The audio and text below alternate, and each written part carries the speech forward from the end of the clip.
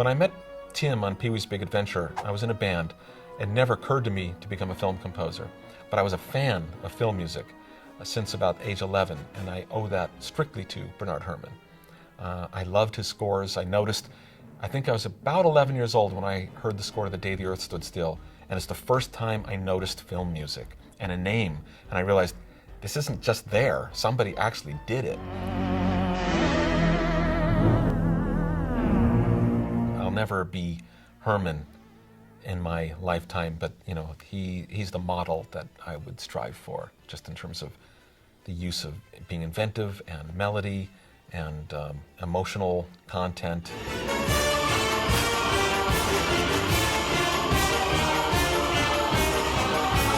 I only tried working off the script once in Beetlejuice because I had some extra time and I thought I'd get a head start, and not one note of what I'd written from the script survived into the movie. So I learned, especially with Tim's movies, never to anticipate what the movie's actually going to be like. And the script is only one part of what's going to make a Tim Burton movie. So I wait till I have a movie to look at, and I try to look at it with as blank a mind as I possibly can.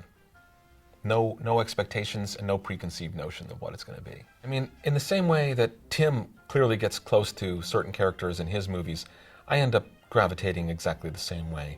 Whether it's the Penguin or the Catwoman or the Headless Horseman in Sleepy Hollow, you just kind of like gravitate towards a certain thing and you just find that that's what's pulling you along.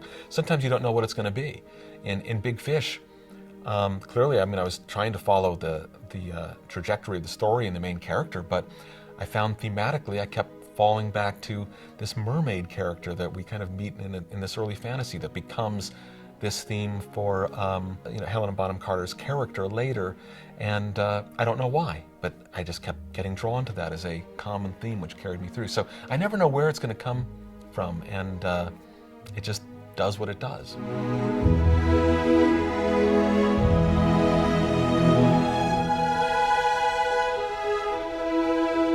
It's hard to pick a favorite.